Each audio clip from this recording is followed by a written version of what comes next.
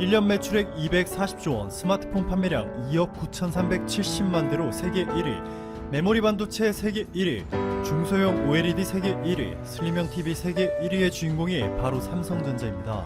그동안 삼성전자가 스마트폰, 반도체, 가전제품 등의 분야에서 비약적인 발전을 이루면서 샤프, 도시바를 비롯한 수많은 일본 기업들이 경쟁에 밀려 아직까지도 글로벌 시장에서 발전 없이 이리저리 떠돌고 있습니다. 이번에는 GDP 1경 6,148억 원으로 세계 2위, G20 국가들 중에서 유일하게 6%를 초과하는 엄청난 속도의 GDP 성장률을 기록 중인 곳, 인구 14억 명이 살고 있는 기회의 땅이죠. 바로 중국에서 일본 기업들이 삼성 때문에 얼마나 심각한 위기에 놓여 있는지에 대한 정확한 팩트들을 준비해 보았습니다. 한국의 삼성, LG 디스플레이 그리고 중국의 BOE가 글로벌 디스플레이 시장을 장악해버리자 일본의 디스플레이 회사들이 전부 몰락해버리고 유일하게 남은 회사가 바로 재팬 디스플레이, JDI입니다. 사실 재팬 디스플레이도 완전히 박살 날 뻔했지만 삼성에 대한 의존도를 낮추려는 애플이 JDI의 아이폰용 LCD 패널 공급을 맡기기로 하면서 기사회생으로 몰락만큼은 피할 수가 있었습니다. 삼성을 견제하는 애플과의 이해관계가 맞아떨어지면서 운 좋게 기회를 얻은 재팬 디스플레이는 4년 전에 애플에게 2조 원을 넘게 빌려서 아이폰용 LCD 생산 공장을 지었습니다. 자, 그런데 원망스럽게도 애플이 아이폰 10부터 갑자기 적게 팔더라도 가격을 비싸게 받아 마진을 높이는 판매 방식을 택하자 그렇지 않아도 이 내리막길을 걷고 있었던 재팬 디스플레이의 실적은 지난해 완전히 고꾸라졌습니다. 지난해 2조 5천억 원이 넘는 적자를 기록하였고 올해도 이미 1조 원이 넘는 적자를 냈습니다. 여기에 애플에게 빌린 돈 중에 1조 원 이상을 아직까지도 갚지 못하고 있는 것으로 알려졌습니다. 정말 최악이죠. 중국의 화웨이도 재팬 디스플레이의 주요 고객이었습니다. 그런데 1차적으로 미국 정부가 화웨이에 이례적으로 강한 수준의 글로벌 제재를 가하자 화웨이 판매가 급감하며 재팬 디스플레이의 디스플레이 판매도 자연스럽게 폭락했습니다. 여기다가 이제는 화웨이가 새로운 스마트폰 OLED 디스플레이를 삼성으로부터 단독으로 공급받기로 했다는 소식이 전해지면서 재팬 디스플레이는 완전히 넉다운 되어버렸죠. 화웨이는 지난 19일 독일에서 새로운 스마트폰 화웨이 메이트 30을 공개하였는데요. 삼성전자를 유일한 공급 회사로 선정하였습니다. 일본의 재팬 디스플레이는 당연히 선택을 받지 못했고 심지어는 중국의 대표 디스플레이 업체 BOE도 제쳐두고 삼성에 올인한 것이죠.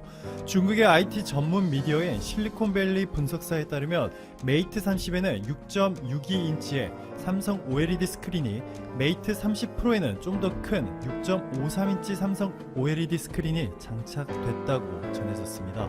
이미 40%가 넘는 점유율로 세계 1위를 기록하고 있는 삼성 디스플레이와 12%까지 추락한 재팬 디스플레이의 격차가 더욱더 벌어질 수밖에 없는 것이 삼성 디스플레이는 이미 LCD의 다음 버전이 OLED 시장에서 80% 이상의 압도적인 점유율과 대규모 생산 라인을 이미 갖춘 반면 재팬 디스플레이는 몇 년 후면 새로운 모델에는 전혀 사용되지 않게 될 LCD에만 올인하였기 때문이죠. IHS 마킷에 따르면 올해 1분기 삼성 디스플레이의 스마트폰용 OLED 패널 점유율은 86.37%. 일본 기업들은 보이지도 않습니다. 애플도 최근 모델들에 LCD 대신 OLED 스크린을 적용하기 시작하였는데 삼성에서 가져다 쓰고 있죠. 자, 그 결과 재팬 디스플레이의 기업 가치는 여러분이 상상한 것보다 더욱 심하게 추락하였습니다. 5년 6개월 만에 10분의 1 토막. 그러니까 여러분들이 만약 5년 6개월 전에 재팬 디스플레이 주식에 1억 원을 투자했다면 지금 여러분의 잔고는 1,000만 원도 안 될 겁니다. 중국에서 삼성에게 처참하게 무너지고 있는 일본의 대기업이 또 하나 있습니다. 토요타, NTT, 소프트뱅크, 키엔스에 이어서 일본 대기업 서열 5위인 소니가 바로 그 비운의 주인공이 되겠습니다. 앞뒤를 모두 화면으로 채워버린 샤오미의 신제품 미믹스 알파를 지금 보시는 것처럼 최근 샤오미의 레이준 CEO가 매우 자신있게 공개하였는데요. 무려 1억 800만 화소 카메라가 장착되어 있습니다. 사진을 8배로 확대시켜도 매우 선명한 화질의 이미지를 볼 수 있는 정도의 수준인데요. 이는 얼마 전 삼성전자가 전 세계 최초로 공개한 아이소셀 브라이트 HMX 이미지 센서를 탑재한 것이죠. 자, 여기서 이렇게 생각하시는 분들 계실 겁니다. 샤오미의 신제품 미믹스 알파의 가격은 336만원으로 소량 한정 판매 제품이기 때문에 소니에게 큰 타격이 없을 것이라고 말이죠. 그런데 소니가 지난해 4800만 화소 이미지 센서를 공개한 후에 아직까지도 발전이 없는 상황 속에서 삼성이 최근 세계 최초로 6400만 화소와 1억 800만 화소를 세상에 선보였습니다. 그 결과 어떻게 되었을까요? 소니에게 이미지 센서를 공급받았던 샤오미의 주력 스마트폰 모델인 레드미 시리즈에 소니 대신 삼성의 6400만 화소 이미지 센서 아이소셀 브라이트 GW1을 채택하였습니다. 소니가 샤오미에게 버려질 것은 이미 오래전부터 짜여진 각본이었던 것 같습니다. 샤오미의 공동 창업자 린비는 프리미엄 DSLR 카메라나 가능할 것이라 생각했던 1억 800만 화소 이미지 센서를 이렇게 작고 얇은 스마트폰에 최초로 탑재하기 위해서 삼성전자와 개발 초기부터 긴밀하게 협력해 왔다 라고 밝혔습니다. 샤오미가 삼성의 이미지 센서로 갈아탔다는 소식이 전해지면서 일본은 정말 큰 충격을 받았습니다. 일본 언론사 니케이는 삼성이 글로벌 이미지 센서 리더인 소니에 한 단계 더 가까워졌다며 삼성이 중국 스마트폰 회사들의 공급을 확대하는 전략을 통해서 소니를 무너뜨리려는 것 같다고 전했습니다. 더욱 충격적인 것은 이번에 소니에서 삼성의 이미지 센서로 갈아탄 중국의 스마트폰 회사는 샤오미뿐만이 아니라는 것이죠. 삼성, 화웨이, 애플, 샤오미에 이어 세계 스마트폰 공동 5위를 기록 중인 중국의 오포도 소니의 이미지 센서를 사용하다가 최근 삼성으로 바꾸어 버렸습니다. 중국에서 가장 많이 팔리고 있는 스마트폰 브랜드를 보시면 화웨이가 37%로 1위, 오포가 2위, 비보 3위, 샤오미 4위로 중국 스마트폰 브랜드들이 휩쓸고 있습니다. 자국 기업들에 대한 애착이 매우 강한 시장인데요. 이 중에서 선택할 때 특히나 카메라 성능이 매우 중요한 선택 기준으로 알려져 있습니다. 이게 무슨 말이냐면요, 샤오미와 오포가 이미 소니의 4800만 화소 이미지 센서에서 삼성의 6400만 화소와 1억 800만 화소 이미지 센서로 갈아탔고 머지않아서 중국의 화웨이, 비보도 삼성의 이미지 센서로 바꿀 수밖에 없는 상황이라는 것입니다. 향후 소니는 중국 시장에서 이미지 센서를 거의 팔지 못하게 되는 상황까지 올 수 있다는 것인데, 이 상황은 소니 입장에서는 정말 심각한 위기입니다. 소니는 이미지 센서로 1년에 7조 원에 가까운 매출액을 기록하고 있는데요. 전 세계 점유율 50%에 달합니다. 이렇게 글로벌 시장을 장악할 수 있었던 것이 중국 스마트폰 회사들의 거의 독점으로 이미지 센서를 공급하고 있었기 때문인데요. 중국 스마트폰들이 이렇게 고속 성장해주다 보니 자연스럽게 소니의 이미지 센서 사업이 비약적인 성장을 거둘 수가 있었습니다. 하지만 삼성의 개발 속도에 따라가지 못한 소니가 이제는 매우 중요한 중국 고객들을 삼성에게 빼앗기기 때문에 삼성의 1위를 내주는 것은 시간 문제겠죠. 삼성전자는 얼마 전 반도체 비전 2030을 발표하면서 2030년까지 메모리 반도체뿐만 아니라 시스템 반도체 분야에서도 세계 1위를 달성하겠다며 이미지 센서는 이보다 더 빨리 1위를 달성할 수 있을 것이라 자신감을 보였습니다. 게다가 이 영상을 통해서 설명드렸듯이 현재 소니는 해외에서 스마트폰 사업을 접어야 할 수도 있을 만큼 어려움을 겪고 있습니다. 게다가 최근에는 안방인 일본에서조차 삼성의 갤럭시에 점유율을 내주며 2위 자리를 빼앗겼죠. 소니의 스마트폰 판매량은 현재 폭포수처럼 폭락하고 있는데요. 지난해 이미 1조 원이 넘는 적자를 기록하였습니다. 삼성과의 경쟁에서 밀려 대만의 홍하이 그룹에 팔려간 일본의 전자기업 샤프와 비슷한 그림이 그려지고 있는 것이죠. 만약 소니가 스마트폰, 반도체, 가전제품 등의 분야에 투자를 집중하여 삼성전자와 경쟁을 하려 했다면 이미 제2의 샤프가 되었을 수도 있겠네요. 자, 일본 기업들이 삼성에게 경쟁력에 밀린 것은 단순히 기업들의 타격으로 끝나지 않습니다. 이는 일본 경제까지 위협이 되고 있는데 지금부터 그 이유를 보여드릴게요. 사실 일본이 가장 많이 수출하고 있는 국가는 미국이 아니라 중국이죠. 지난해 일본은 중국을 상대로 173조 원에 달하는 수출을 기록하였는데요. 이는 미국보다 4조 원 이상 많은 금액이었습니다. 그리고 중국에 무엇을 많이 수출하고 있나 살펴보면 자동차와 자동차 부품은 여기 보시는 것처럼 10% 정도밖에 되지 않고 대신에 반도체와 반도체 관련 장비 그리고 디스플레이 등 한국의 삼성과 SK하이닉스, LG가 글로벌 시장을 휩쓸고 있는 분야들이 상당히 많은 것을 확인할 수가 있습니다. 여러분들이 남겨주신 댓글들을 읽다 보니까 어쩌다가 한 분씩 이렇게 말씀해 주시는 것을 보았습니다. 최고 수익률의 동영상들을 보다 보면 당장이라도 일본이 망할 것 같다 라고 하시면서 한국과 일본이 싸우니 갑자기 일본 경제가 흔들리는 것은 조금 오버해서 말한 것 아니냐는 의견을 제가 보았습니다. 일본 경제는 예전부터 딜레마에 빠져 있습니다. 여기 일본의 한 해 예산을 보시면 1000조 원이 넘습니다. 자, 그런데 여기서 24% 240조 원 정도를 빚에 대한 이자를 내거나 빚을 갚는 데 사용하고 있습니다. 이런 상황 속에서도 물가가 잘 오르지 않는다며 마이너스 금리에 돈을 마구 찍어내고 있는데 절대로 정상적인 경제라 볼 수 없겠죠. 예전부터 이미 일본 경제에는 문제가 상당히 많았는데요. 일본이 건드리지 말았어야 할 한국을 자극해버렸고 그 결과 일본 기업들이 예상보다 빠르게 무너지고 있는 것 뿐입니다. 그리고 일본 불매운동이 본격화된 올해 7월 전에는 우리가 일본 경제에 대해서 이렇게까지 높은 관심을 보이지 않았기 때문에 최근 집중적으로 부각되고 있는 것이라 해석할 수 있겠네요. 국문학자인 조윤재 선생은 한국의 미가 은근이고 한국의 힘은 끈기라고 말했습니다.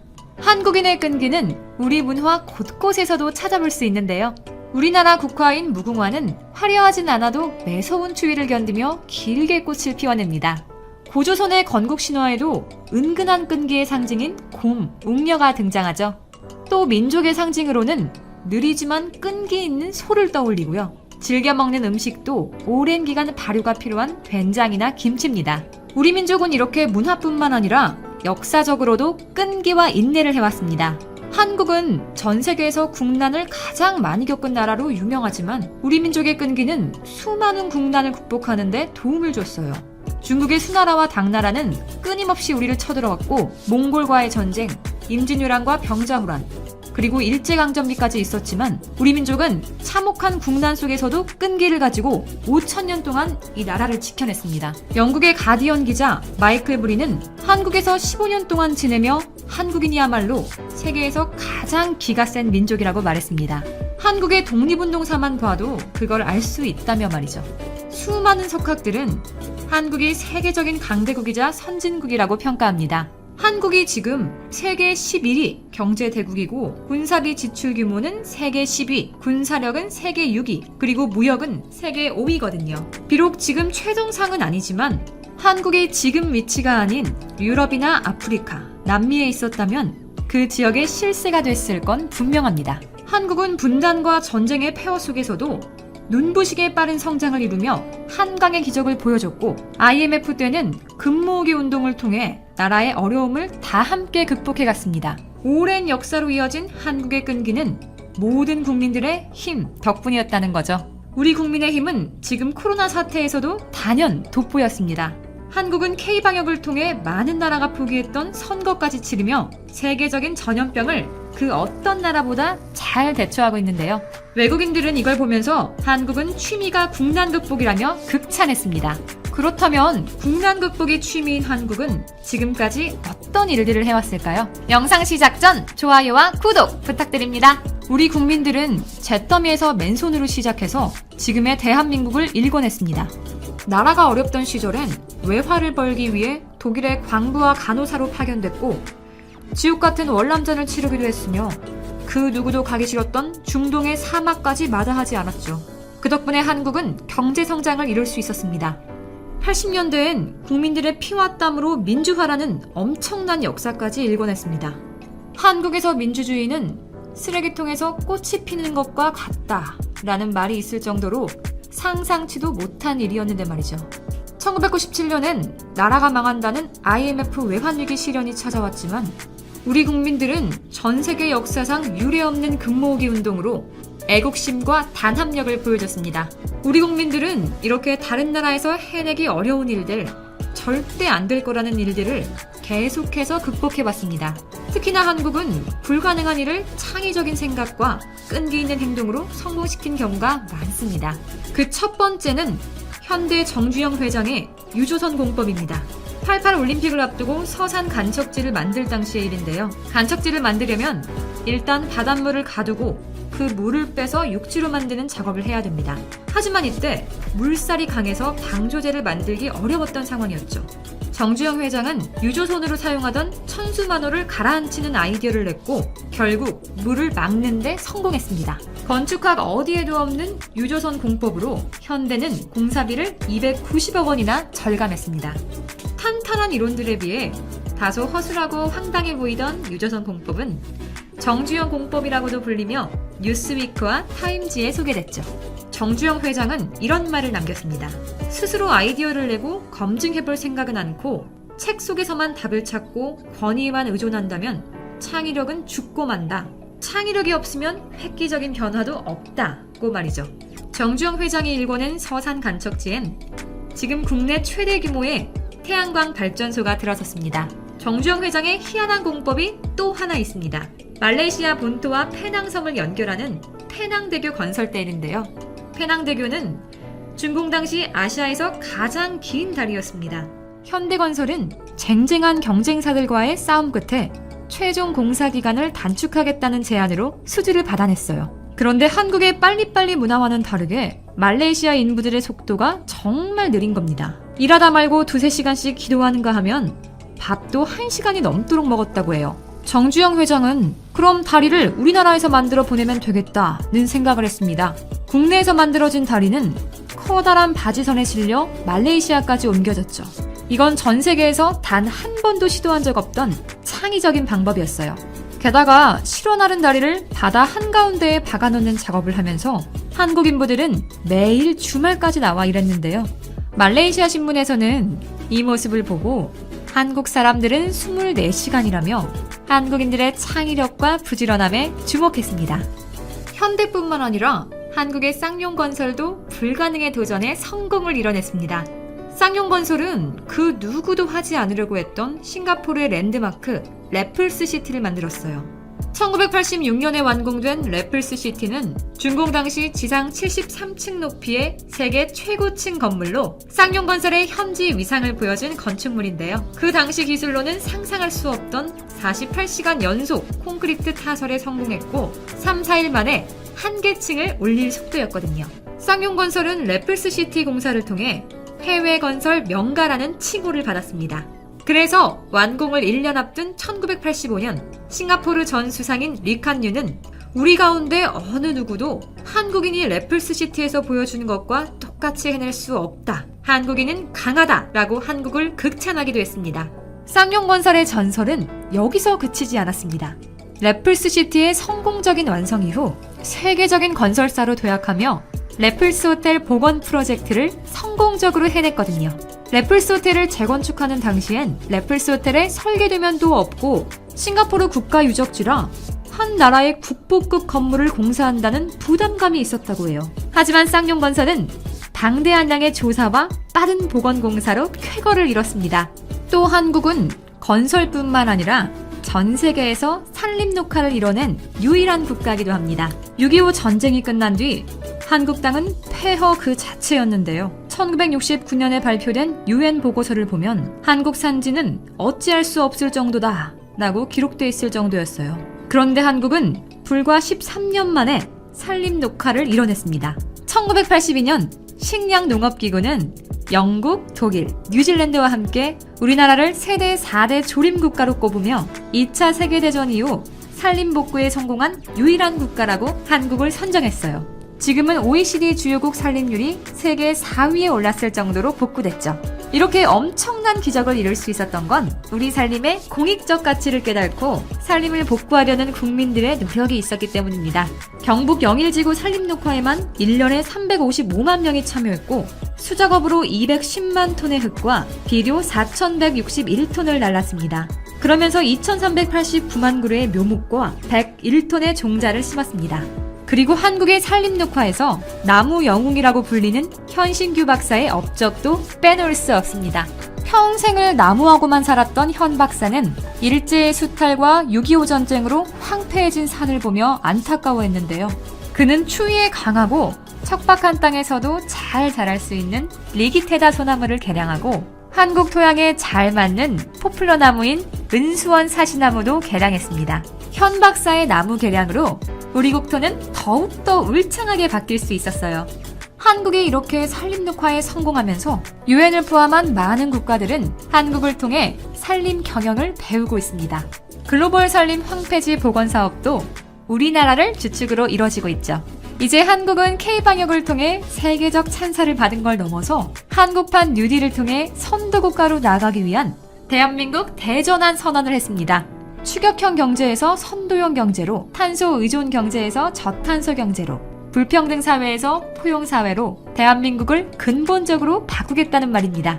한국판 뉴딜은 포스트 코로나 시대에서 전 세계가 함께 나아가야 할 시대적 흐름이기 때문입니다. 한국판 뉴딜 계획에는 국고와 민간을 합쳐 160조가 투입됩니다. 앞으로 한국판 뉴딜의 간판이 될 10대 대표 사업은 데이터댐, 인공지능 정보, 스마트 의료 인프라, 그린 리모델링, 그린 에너지, 친환경 미래 모빌리티, 그린 스마트 스쿨, 디지털 트윈, SOC 디지털화, 스마트 그린 산단입니다. 이 사업들에는 2025년까지 190만 개의 일자리가 창출될 예정입니다. 한국은 튼튼한 고용과 사회 안전망을 토대로 디지털 뉴딜과 그린 뉴딜 두 축을 세웠습니다. 디지털 뉴딜의 경우 우리 삶의 모든 분야에서 디지털화를 강력하게 추진하면서 세계를 선도하는 디지털 1등 국가로 나아간다는 목표를 보여줬습니다. 실제로 한국은 4차 산업에 필요한 첨단 기술 분야를 선도하고 있고 삼성은 이제 5G를 넘어 6G까지 연구하기 시작했다고 해요. 벌써 차세대 첨단 기술까지도 선도할 준비를 하고 있는 거죠. 또 그린 뉴딜은 기후위기에 한국이 선제적으로 대응한다는 겁니다. 전 세계적으로 문제가 되는 기후위기 해결을 위해 연대와 협력을 통해 새로운 세계 질서를 주도해 나가는 거죠. 이렇게 디지털과 그린을 주축으로 한 한국판 뉴딜 정책은 앞으로 대한민국을 역동적으로 변화시키며 대전환을 이뤄낼 겁니다. 그리고 한국은 전 세계 변화에 앞장서며 세계를 선도하는 나라로 도약하게 될 겁니다. 그동안 대한민국의 역경을 함께 극복한 우리 국민들에겐 아무리 힘들어도 끈기의 정신으로 해보니까 되더라 라는 마음이 자리 잡고 있습니다. 이때까지 국민들이 다 함께 국난을 극복했던 것처럼 이번에도 힘을 모아 국민의 자발적 참여로 한국판 뉴딜을 반드시 성공시킨다면 대한민국의 자랑스러운 역사가 쭉쭉 이어질 수 있을 겁니다. 여러분도 우리 민족의 끈기와 단합 믿고 계시죠? 오늘 영상과 관련된 여러분의 다양한 의견 댓글로 남겨주시면 감사하겠습니다. 혹시 주식하시나요? 그린 뉴딜 관련 급등 종목이 알고 싶으시다면 오른쪽 버튼을 클릭해주세요. 안녕!